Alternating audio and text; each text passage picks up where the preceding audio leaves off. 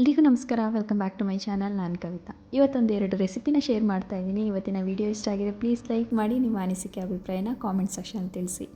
ಇನ್ನೇನು mango season ಎಲ್ಲ ಮುಗಿತಾ ಬರ್ತಿದೆ. ಅಷ್ಟರೊಳಗೆ ಈ ರೆಸಿಪಿನ ನೀವು ಖಂಡಿತ ಒಂದ್ಸಲ ಟ್ರೈ ಮಾಡಿ. ತುಂಬಾ ಚೆನ್ನಾಗಿರುತ್ತೆ. ಟೇಸ್ಟ್ ವೈಸ್ ಕೂಡ ಹೆಲ್ತ್ ವೈಸ್ ಕೂಡ ಒಂದು ಹೆಲ್ದಿ ರೆಸಿಪಿ ಅಂತಲೇ ಹೇಳ್ಬೋದು. ಇಲ್ಲಿ ನಾನು ಮೊದಲಿಗೆ 1 ಕಪ್ಪಷ್ಟು ಚಿರೋಟಿ ರವೆಯನ್ನು ತೊಗೊಂಡಿದ್ದೀನಿ. ಅದಕ್ಕೆ ಅರ್ಧ ಕಪ್ಪಷ್ಟು ಸಕ್ಕರೆ, ಒಂದು 7 ಏಲಕ್ಕಿಯನ್ನು ಹಾಕ್ಕೊಂಡಿದ್ದೀನಿ. ನಿಮಗೆ ಫ್ಲೇವರ್ ಬೇಕಿದ್ದರೆ ನೀವು ವೆನಿಲಾ ಎಸೆನ್ಸನ್ನು ಕೂಡ ಹಾಕ್ಕೋಬೋದು, ಏಲಕ್ಕಿ ಫ್ಲೇವರ್ ಬೇಡ ಅನ್ನೋರು. ನಂತರ ಇದನ್ನು ಸಣ್ಣದಾಗಿ ಪೌಡರ್ ಆಗೋ ರೀತಿ ಗ್ರೈಂಡ್ ಮಾಡ್ಕೋಬೇಕು. ಇಲ್ಲಿ ಯಾವುದೇ ನಾನು ಮೊಟ್ಟೆಯನ್ನು ಯೂಸ್ ಮಾಡ್ತಿಲ್ಲ, ಪ್ಯೂರ್ಲಿ ವೆಜ್ ರೆಸಿಪಿ ಅಂತಲೇ ಹೇಳ್ಬೋದು. ಹಾಗೆಯೇ ಮೈದಾ ಕೂಡ ಯೂಸ್ ಮಾಡ್ತಿಲ್ಲ. ಸಕ್ಕರೆ ಬದಲಾಗಿ ನೀವು ಬೆಲ್ಲದ ಪೌಡರ್ ಅಥವಾ ಬ್ರೌನ್ ಶುಗರ್ ಕೂಡ ಯೂಸ್ ಮಾಡ್ಕೋಬೋದು, ಅಥವಾ ಕಲ್ ಸಕ್ಕರೆ ಕೂಡ ಯೂಸ್ ಮಾಡ್ಕೋಬೋದು. ನಂತರ ಅದಕ್ಕೆ 2 ಮಾವಿನ ಹಣ್ಣನ್ನು ತೊಗೊಂಡಿದ್ದೀನಿ. 1 ಕಪ್ ಆಗೋಷ್ಟು ಪಲ್ಪ್ ಬೇಕಾಗುತ್ತೆ. ಅದಕ್ಕೆ ನೋಡಿಕೊಂಡು ನಿಮಗೆ ಎಷ್ಟು ಕ್ವಾಂಟಿಟಿಯಲ್ಲಿ ಅಂದರೆ ಎಷ್ಟು ಮಾವಿನ ಹಣ್ಣು ಸಿಗುತ್ತೋ ಅಷ್ಟು ನೋಡಿ ನೀವು ಕಟ್ ಮಾಡ್ಕೋಬೇಕಾಗುತ್ತೆ. ಇಲ್ಲಿ ಮಾವಿನ ಹಣ್ಣಲ್ಲೂ ಸಹ ಸ್ವೀಟ್ ಇರೋದ್ರಿಂದ ಸಕ್ಕರೆ ಅಥವಾ ಬೆಲ್ಲನ ನೀವು ನೋಡಿ ಆ್ಯಡ್ ಮಾಡ್ಕೊಳ್ಳಿ. ತುಂಬ ಹುಳಿ ಇದ್ದರೆ ಅಷ್ಟು ಚೆನ್ನಾಗಿರಲ್ಲ ಕೇಕು, ಹುಳಿ ಹುಳಿ ಅನಿಸ್ಬಿಡುತ್ತೆ. ಹಾಗಾಗಿ ಸಕ್ಕರೆ ಮತ್ತು ಸ್ವೀಟ್ ಇರೋವಂಥ ಮಾವಿನ ಹಣ್ಣನ್ನು ನೀವು ತೊಗೊಂಡ್ರೆ ತುಂಬಾ ಒಳ್ಳೆಯದು. 1 ಕಪ್ ರವೆಗೆ ಇಲ್ಲಿ ನಾನು 1 ಕಪ್ಪಷ್ಟು ಸೇಮ್ ಕ್ವಾಂಟಿಟಿಯಲ್ಲಿ ಮಾವಿನ ಹಣ್ಣಿನ ಪಲ್ಪನ್ನು ತೊಗೊಂಡಿದ್ದೀನಿ.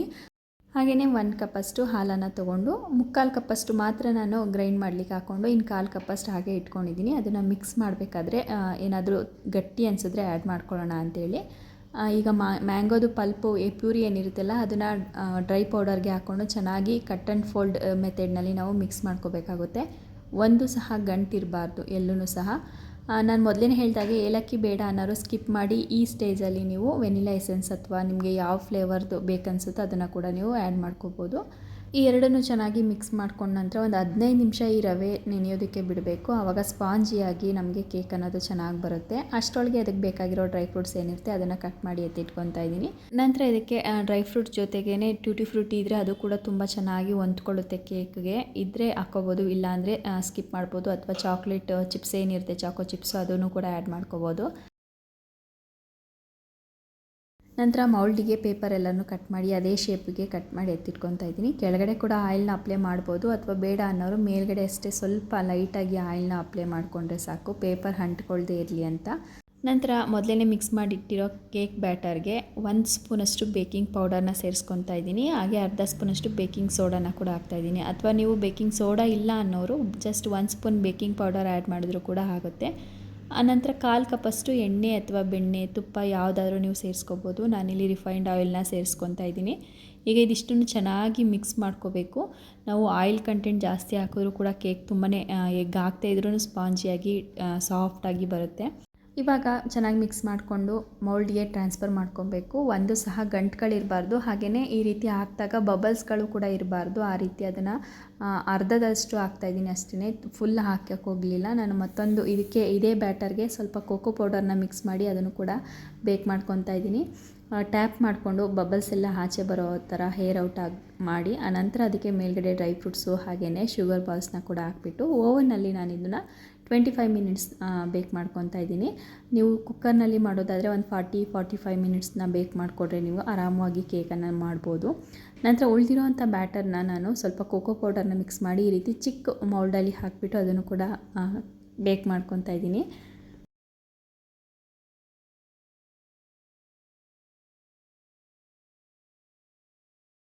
ಈ ರೀತಿ ಒಂದು 25 ಮಿನಿಟ್ಸ್ ಬೇಕಾದಮೇಲೆ ನೋಡ್ತಾ ಇರ್ಬೋದು, ಒಂದು ಅರ್ಧ ಗಂಟೆ ಇದನ್ನು ನಾನು ಕೂಲ್ ಆಗಲಿಕ್ಕೆ ಬಿಟ್ಟಿದ್ದೆ. ನೀವು ಫ್ರಿಜ್ಜಲ್ಲಿ ಕೂಡ ಇಡ್ಬೋದು, ಅಥವಾ ಹಾಗೆಯೇ ಹೊರಗಡೆ ಕೂಡ ಇಡ್ಬೋದು. ಎರಡೂ ಕೇಕ್ ಕೂಡ ತುಂಬ ಚೆನ್ನಾಗಿ ಬೇಕಾಗಿದೆ. ಪೇಪರ್ ಕೂಡ ಈಸಿಯಾಗಿ ರಿಮೂವ್ ಆಗುತ್ತೆ. ನೋಡ್ತಾ ಇರ್ಬೋದು, ಇದು ರವೆಯಲ್ಲಿ ಮಾಡಿರೋ ಥರ ಕೇಕ್ ಅನಿಸೋದೇ ಇಲ್ಲ, ತುಂಬ ಸಾಫ್ಟಾಗಿ ಬಂದಿರುತ್ತೆ.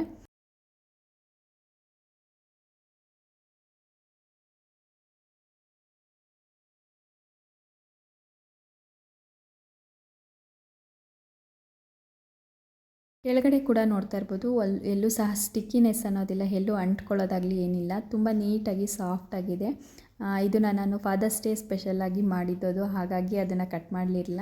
ಇದು ಲಾಸ್ಟ್ ವೀಕೆ ಅಪ್ಲೋಡ್ ಮಾಡಬೇಕಿತ್ತು, ತುಂಬ ಲೇಟ್ ಆಯಿತು. ಇನ್ನು ಚಾಕ್ಲೇಟ್ ಕೇಕ್ ಅನ್ನೋದು ಸ್ವಲ್ಪ ಬ್ಯಾಟರ್ನ ಹಾಕಿರೋದ್ರಿಂದ ಚಿಕ್ಕದಾಗಿ ಬಂದಿದೆ. ನೀವು ಫುಲ್ ಬ್ಯಾಟರ್ನ ಹಾಕಿದರೆ ಇನ್ನೂ ಚೆನ್ನಾಗಿ ದೊಡ್ಡದಾಗಿ ಬಂದಿರುತ್ತೆ.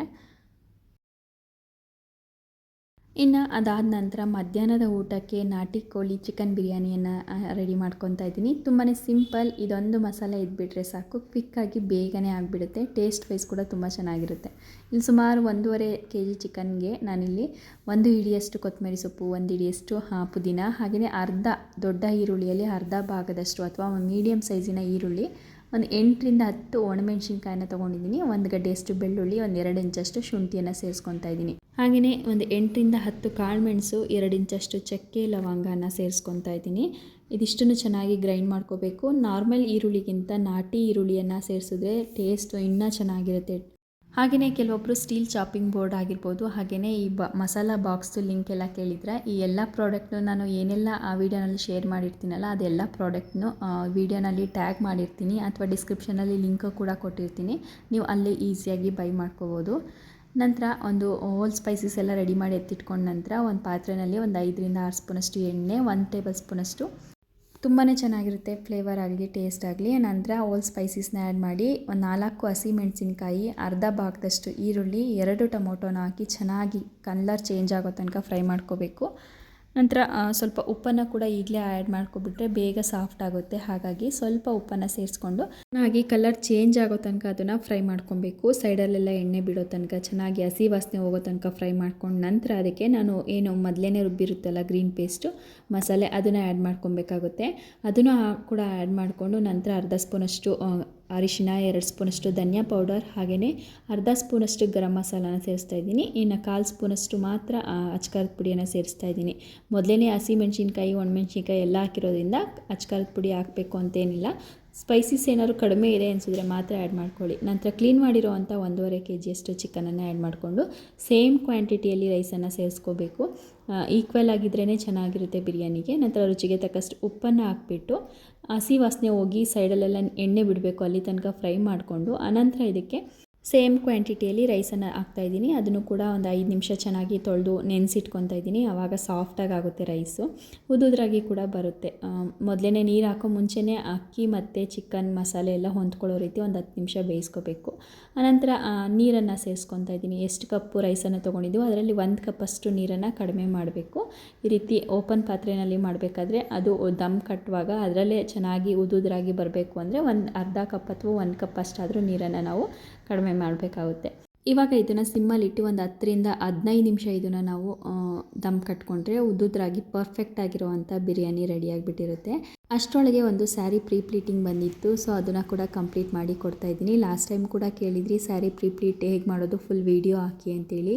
ಸೊ ಇದು ಒಂದೇ ವೀಡಿಯೋನಲ್ಲಿ ಎಲ್ಲನೂ ಹಾಕಲಿಕ್ಕಾಗಲ್ಲ, ಹಾಗಾಗಿ ಶಾರ್ಟಾಗಿ ಹಾಕ್ತಾಯಿದ್ದೀನಿ. ಇದರದ್ದೇ ಸಪ್ರೇಟ್ ವೀಡಿಯೋನ ನಾನು ಖಂಡಿತ ಒಂದು ಶೇರ್ ಮಾಡ್ತೀನಿ. ಈ ರೀತಿ ಮೊದಲೇ ಪ್ರೀ ಪ್ಲೀಟ್ ಮಾಡಿಕೊಂಡು ಬಾಕ್ಸ್ ಫೋಲ್ಡಿಂಗ್ ಅಥವಾ ಫ್ಲಫಿ ಫೋಲ್ಡಿಂಗ್ ಈ ರೀತಿ ಏನಾದ್ರು ಮಾಡಿ ಇಟ್ಕೊಬಿಟ್ರೆ ಜಸ್ಟ್ ಒಂದು 2 ಮಿನಿಟ್ಸಲ್ಲಿ ನಾವು ರೆಡಿ ಆಗಿಬಿಡ್ಬೋದು. ತುಂಬಾ ಈಸಿ ಮಾಡಲಿಕ್ಕೂ ಕೂಡ ಫೋಲ್ಡಿಂಗ್ ಎಲ್ಲ. ಇದನ್ನು ಮಾಡಿ ಕಳಿಸೋ ಅಷ್ಟರೊಳಗೆ ಬಿರಿಯಾನಿ ಕೂಡ ರೆಡಿಯಾಗಿರ್ತು. ಮಧ್ಯಾಹ್ನದ ಊಟಕ್ಕೆ ಪರ್ಫೆಕ್ಟ್ ಆಗಿರೋ ನಾಟಿ ಕೋಳಿ ಚಿಕನ್ ಬಿರಿಯಾನಿ. ಇವತ್ತಿನ ಈ ವಿಡಿಯೋನಲ್ಲಿ ಯಾವ ರೆಸಿಪಿ ನಿಮಗೆ ಇಷ್ಟ ಆಯಿತು ಅನ್ನೋದನ್ನು ಕಾಮೆಂಟ್ ಸೆಕ್ಷನಲ್ಲಿ ತಿಳಿಸಿ. ಇಷ್ಟ ಆಗಿದ್ರೆ ನೀವು ಕೂಡ ಟ್ರೈ ಮಾಡಿ. Thanks for watching.